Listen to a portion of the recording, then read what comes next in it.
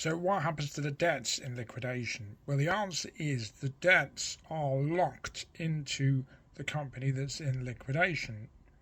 Ultimately, the company is a separate legal person from its directors.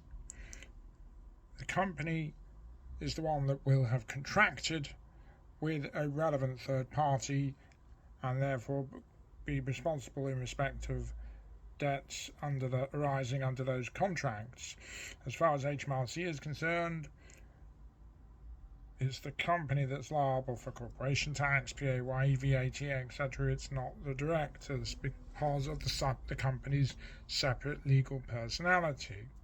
So what liquidation does is it provides the framework for a liquidator to be appointed and for the process of liquidation to be undertaken, whereby once the liquidator is appointed, the assets are identified, realised, investigations are done in the case of an insolvent liquidation to potentially consider if there are other assets in terms of claims, assets to be discovered, recovered, because, for example, if the liquidator hasn't been given the full story, does happen, further assets may therefore be uncovered, and ultimately that can swell the pool that can be made available for creditors.